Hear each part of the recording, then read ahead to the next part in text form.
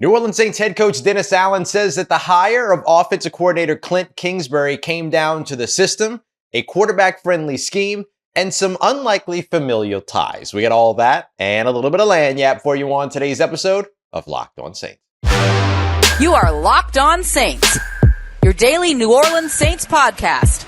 Part of the Locked On Podcast Network, your team every day.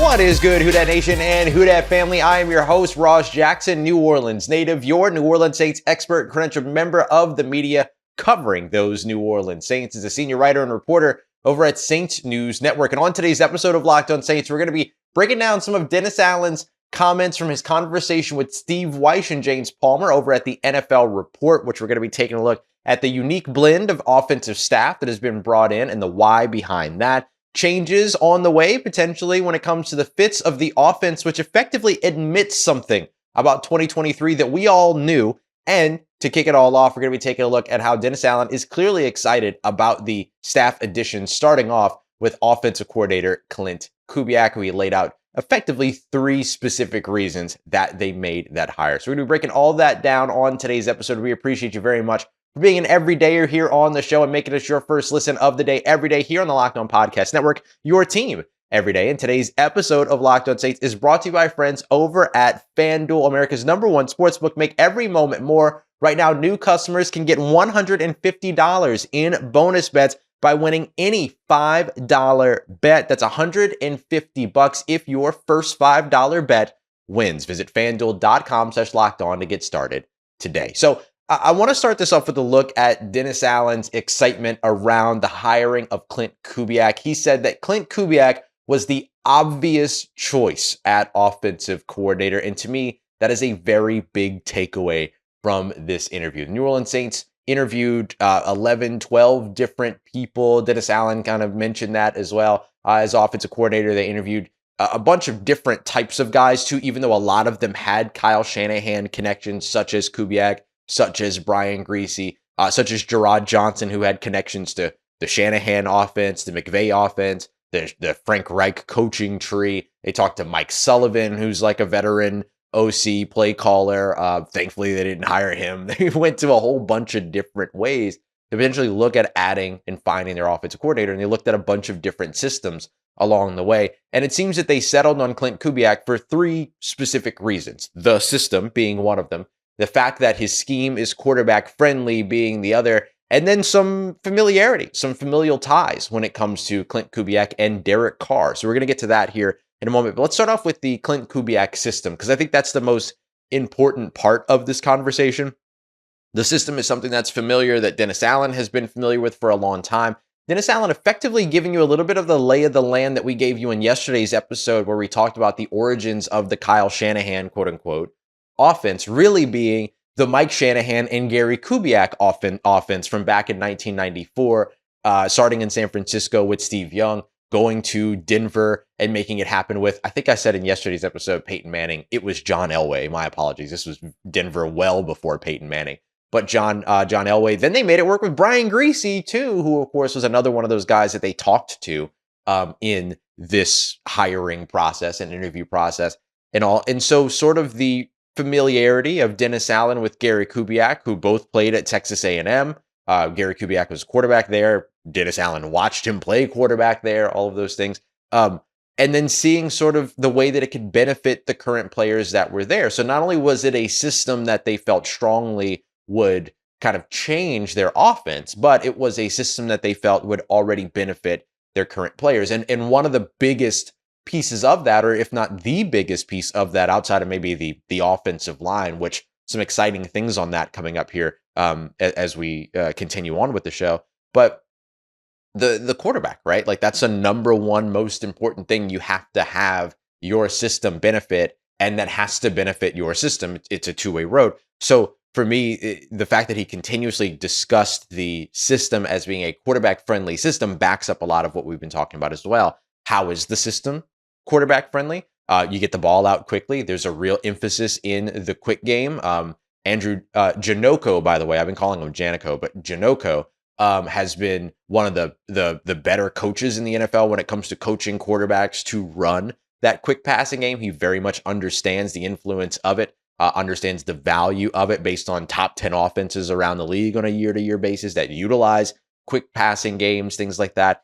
Simplifying reads comes with that because you're trying to get the ball out quickly, finding ways to get the ball out in a 4 to 6 yard range to playmakers that can then pick up more yardage after the catch, right? Levying or leveraging, your playmakers and making sure you're utilizing them and putting them in a good situation to support your quarterback. Play action, of course, is a heavy component. Dennis Allen spoke in that interview at NFL Report or on the NFL Report last night where he was discussing a little bit more about using play action more towards the end of the year. Not only did the Saints use play action more towards the end of the year, but they were more efficient when they utilized it toward the end of the year as well. So they utilized it in a better way, in better situations, were more effective with it over time, things like that, even though the run game wasn't necessarily there. And that's the other piece that makes this offense quarterback friendly is its emphasis on the run game. And so as the run game progresses and gets better, so too does the play action portion of the game. And Derek Carr is very comfortable in play action. And again, helping to simplify the offense for the quarterback, but put it behind a veil of complexity. We're going to throw this 2-yard, slant in the Super Bowl if you're the San Francisco 49ers.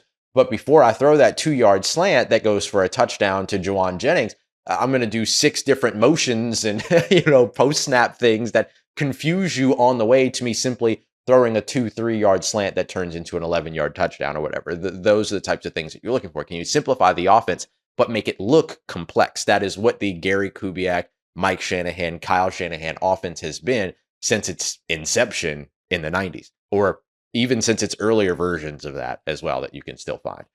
The other thing that was really interesting was him talking a lot about how they believe in Klint's ability to be successful as an offensive coordinator, Klint Kubiak, to be successful as an offensive coordinator because of Gary Kubiak's success as an offensive coordinator. Remember, Gary Kubiak was the offensive coordinator for the Denver Broncos, who, went on to win, and be, I think they were, of the 11 years that Gary Kubiak was the offensive coordinator in Denver, 9 times they were a top 10 scoring offense, several times being within top 5, top 3, and 10 times they were a top 10 total yardage offense. So very successful offenses. Then he goes to, take a head coaching job in Houston, hires Mike Shanahan, his former head coach's son, Kyle Shanahan, to be his offensive coordinator to his head coach. And that offense takes off there as well. And that was an offense that none other than Derek Carr's older brother, David Carr, was a part of. And Dennis Allen said that they, talked to David Carr about the system, heard some nice things about the system, all that. Obviously, you don't make your entire decisions based upon that, right? But clearly that was something that meant something to Derek Carr, that meant something to Dennis Allen, and allowed them to be able to really hone in on Klint Kubiak as the number one guy. Remember, we had him, we had Zach Robinson 1A, we had Klint Kubiak 1B here. A lot of folks said Klint Kubiak near the top of their list or at the top of their list as well. This was an obviously good hire if you're going to roll the dice on the offensive system or roll the dice on changing the offensive system. You might as well go with a guy that has roots and ties to a lot of successful things in the NFL, past and present. And I think that the New Orleans Saints did a good job in doing that. Now, will they win games because of it? That's going to be the end-all, be-all in terms of this answer. But good stuff in terms of those 3 reasons. Those 3 reasons that stood out to me in terms of the biggest takeaways around why Klint Kubiak was the hire for the New Orleans Saints. Coming up next, Dennis Allen kind of maybe admitted something about the New Orleans Saints offense that we've known all along here over the course of the past couple of years, but it was kind of refreshing to hear him say it. We'll get to that as we continue on with today's episode of Locked On Saints, part of Locked On Podcast Network, your team every day. Today's episode of Locked On Saints is brought to you by our friends at FanDuel, America's #1 sportsbook and the official sports betting partner here on the Locked On Podcast Network. And you get to make every moment more with FanDuel as you shoot your shot with the NBA season rolling along. Right now, new customers can get $150 in bonus bets by simply winning any $5 bet. You can put $5 on anything, even something that's a heavy favorite. If you win that $5 as your first bet as a new customer, you're going to get $150. That's an automatic 30-1 odds in bonus bets. That's $150 if your bet wins. How awesome is that? Then you can take those bonus bets and do much more, including betting on all of your favorite NBA players and teams as the basketball season picks back up. Quick bets, live same-game parlays, live moving lines as well. Always a lot of fun there. Exclusive props and much more. All you got to do is head over to FanDuel.com/lockedon to get started. FanDuel, official sportsbook partner of the NBA. All right, family. Dennis Allen might have unknowingly admitted something that we've known about the New Orleans Saints offense for the past couple of years, and he did it in a way that made a lot of sense in comparing what the Saints are doing on offense this year to what they've done on defense in the past as an organization. We're going to break that down as we continue on here today. We appreciate you very much making Locked On Saints your first listen of the day every day. Don't forget to go and check out that Locked On Sports Today YouTube stream, the first ever YouTube national sports 24/7 stream. You can find it by subscribing to Locked On Sports Today. All right, so one of the other things that Dennis Allen talked about in this interview was sort of the changing of draft fits, and in the process, sort of admitted that the Saints weren't necessarily sure who they wanted to be on the offensive side or who they were on the offensive side of the football. I think that's a pretty big takeaway in terms of knowing where they're coming from and knowing what they're heading towards. It's a good sign of sort of self-awareness in terms of where the New Orleans Saints were. Now, listen, I'm being a little bit unfair to Dennis Allen when I say this because he didn't say this outright. I'm just putting puzzle pieces together. So let me be very, very clear about that. I'm kind of filling in some blanks that, I'll ask Dennis Allen about later, and he might say, look, dude, you filled in the blanks that didn't need to be filled in, and that's fine. I'll take that L. That's okay. But if you think about what he said, one of the things that he was asked about by James Palmer was whether or not they were going to be sort of changing the way that they look at certain offensive positions in the draft and free agency as well, I'm sure. But the conversation was in the context of the NFL draft.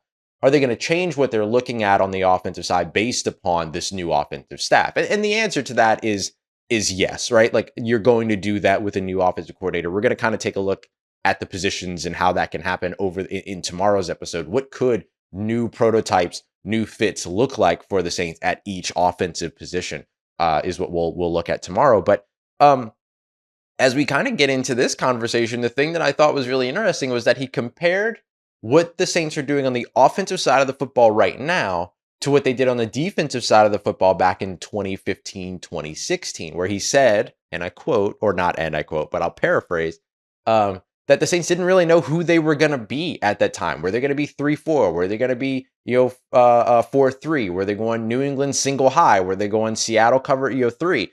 There was a whole lot of different options for them at that time, and as he said, they didn't really know who they were going to be. Then once they figured out kind of what their identity was, then they were able to draft the players over the course of the next couple of years, really hitting the jackpot in 2017, right?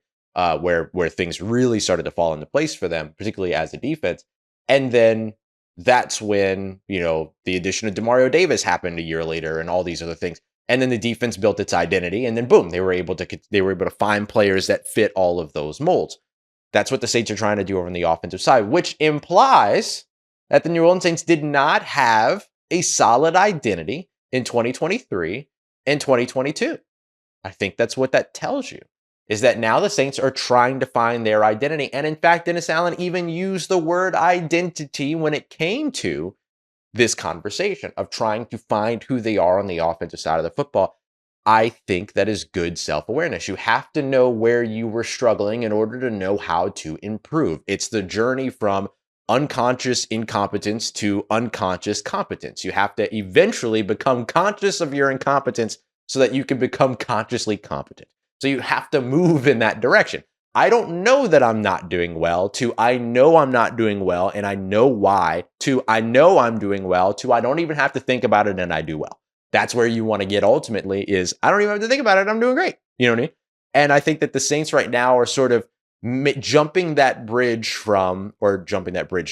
gap from jumping the shark, if you will, from understanding where they came up short to soon understanding how to get better. And that's the leap that they're trying to make, right? Understanding that they are better and trying to get to that place. If they can do that, net win, net positive for the New Orleans Saints in terms of all of their offensive staff change.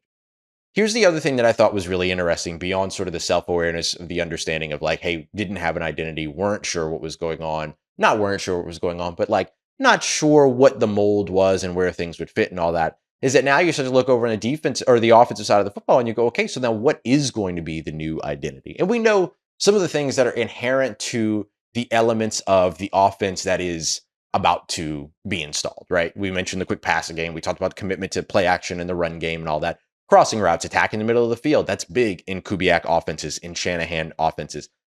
Pre-snap motion, post-snap motion, eye candy, window dressing, things that challenge the eye discipline of your opposition, all of those things. Those are all things that are going to be tenets of the entire offensive identity. But what will the offensive identity be? Will it be a heavy run game? Will it be a heavier passing game? Will it be a deep passing game? Will it be a nickel and dime sort of, death by paper cuts kind of approach like we've seen the New Orleans Saints take in the past? The Shanahan offense, as we see it operate in San Francisco, is not necessarily a deep ball offense. It is a lot of get the ball in the hands of the playmakers and then let them create. Just because you complete a 6-yard pass doesn't mean that it has to be a 6-yard pass and that it can't turn into a 60-plus yard pass. Attacking the middle of the field. So you'll see a lot of concepts try to open up the middle of the field 15 yards down, right? 15 yards from the line of scrimmage. And what that allows the offense to be able to do is get the ball in the hands of a Deebo Samuel, get the ball in the hands of a Brandon Ayuk 15 yards downfield, and then allow them to be able to catch the ball in stride and continue moving 5, 6, 7, 20, 25, 80 yards if they needed to, right? So that's the way that you look at sort of building out what this offensive identity could look like. But in all cases and all intents and purposes, these are positive steps forward. Will we see it translate to wins? We'll see. But as of right now, in terms of taking the swing, which we're going to get to taking the swing here in a sec, there's going to be some good things about where this team believes it's headed and what this team thinks it's doing right now. And then we'll see if it all translates out onto the field. I mentioned when we get to some exciting stuff around the offensive line, this is it, right? We were talking about the idea of changing draft fits. And offensive line was one of the top ones to be mentioned. Like I mentioned in tomorrow's episode, we'll go quarterback, offensive tackle, offensive guard, center, and just imagine what's different, right? What could be different out there for what it is that the New Orleans Saints are looking for at each position. But I think there are some positions that are solidly set. That you know what you want from your center these days in the NFL. You know what you want from your quarterback these days in the NFL. There should be no big question marks about that. But the way that you look at your offensive tackles might change. You want more athleticism? Are you looking less for projects, more for proven output? Are you looking for guys that are more maulers? You're looking for guys that are more road graders. You're looking for guys that are better against the pass as opposed to better against the run first and things like that. Like there's a lot of different conversations to have there.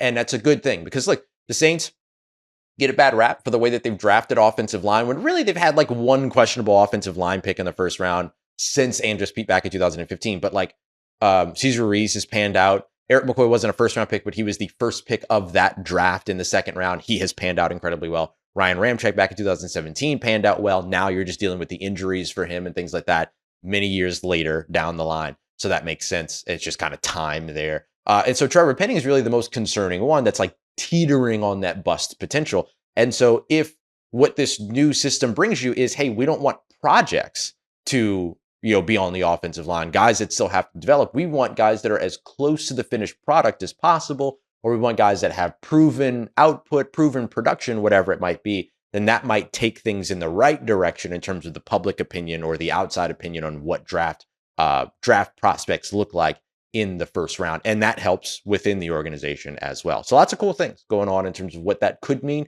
We'll kind of dive more in it in tomorrow's episode in terms of what the details of that might look like. Coming up next, we're going to dive into sort of just the unlikely connections across the staff and how the New Orleans Saints built out the rest of the offensive staff through Dennis Allen's eyes. We got that coming up for you as we continue on and wrap up today's episode of Locked On Saints, part of Locked On Podcast Network, your team every day.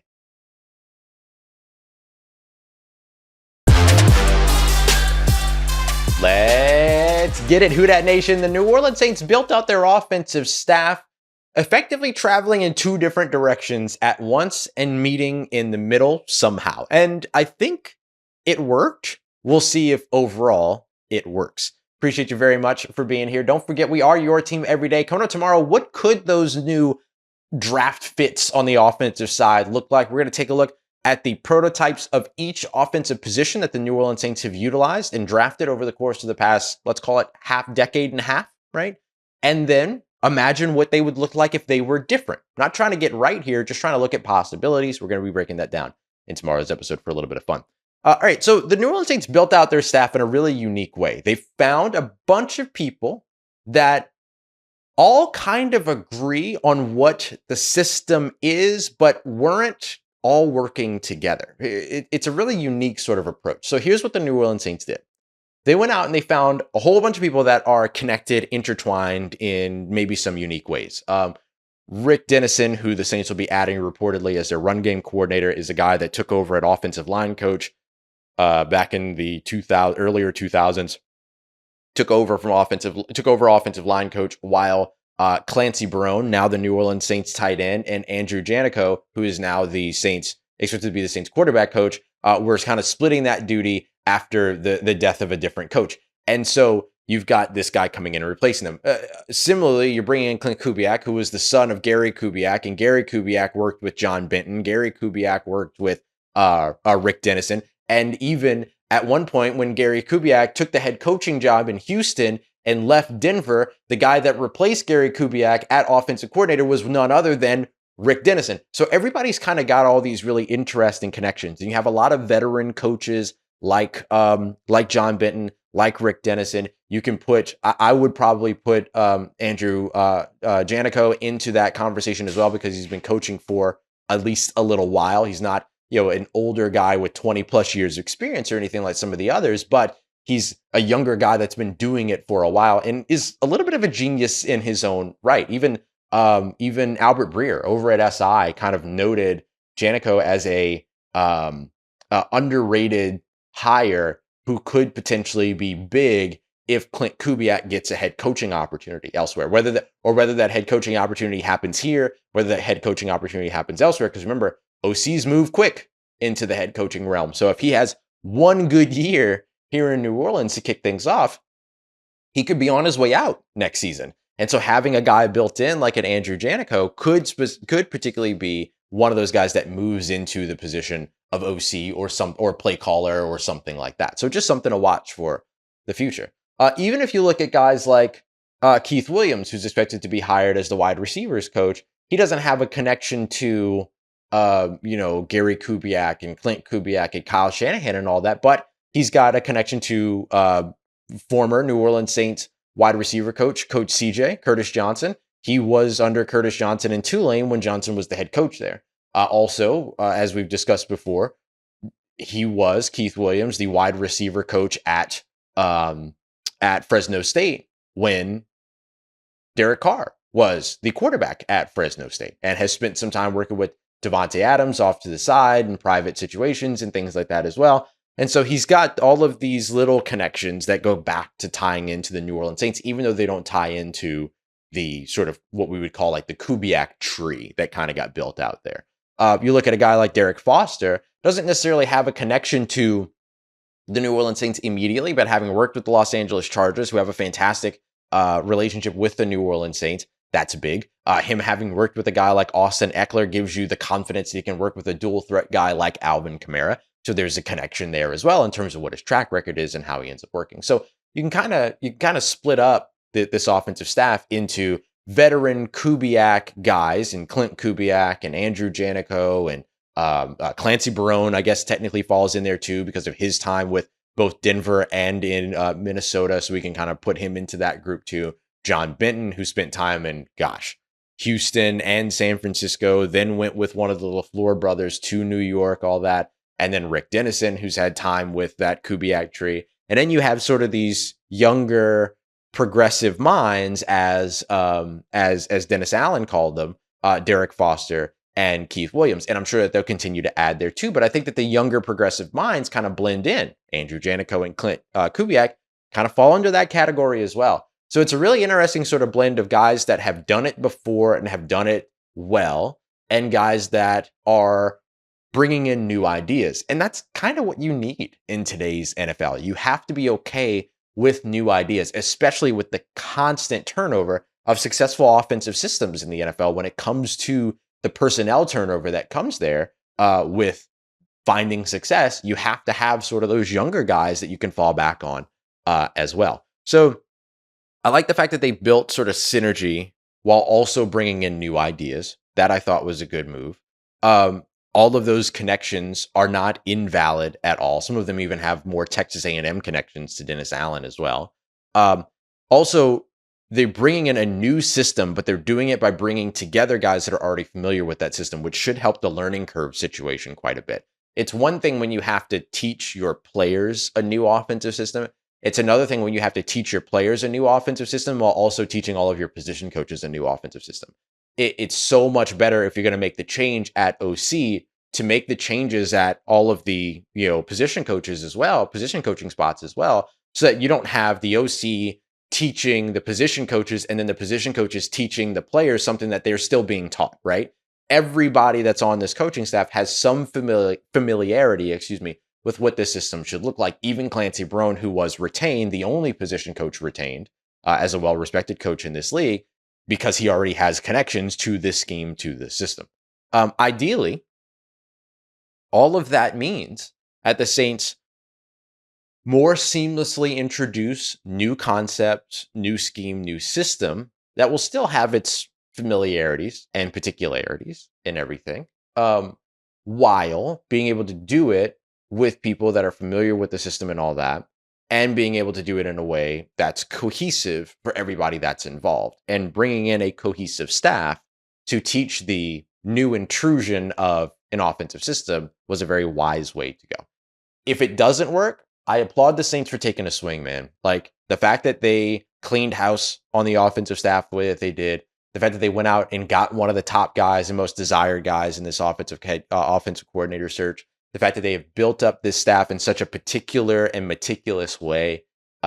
These are all good moves at the start. We have to see what the results are, but I applaud the Saints for at least taking their swing right now. Somebody was asking me, how is it that I could be so optimistic about an offensive staff that we've never seen before? I'm not optimistic about it. My expectations are just higher about it. So it's not about me being optimistic. It's not about me saying this is going to be good. It's that my expectation is that things have gone well thus far, right? My expectation is that it will be good based upon how well things have gone and the decisions that have been made. But we still have to wait and see, right? You still have to wait and see how it all ends up panning out. So coming up tomorrow, we're going to take a look at some of those draft fits and how that could potentially have an impact of taking this from expectations, good expectations, to good in practice, good on the field. That's what we're going to get to in tomorrow's episode. We appreciate you very much, as always, making Locked On Saints your first listen of the day every day. Don't forget, for your second listen, Locked On Pelicans, Locked On LSU over there for you, as Locked On Louisiana continues to bring the good stuff. Make sure you go and check them out. We appreciate you, as always, making Locked On Saints a part of your day, part of your routine, for saying yes to me and the show. As always, if you see me, please say hi. And if you need anything else around your New Orleans Saints in between these episodes, make sure you follow me on your favorite social media at Ross Jackson, NOLA. Hit me up. Let me know how the family's doing. Let me know how you're living. Let me know how you're momming them. And trust you, that nation. I'll holla at you.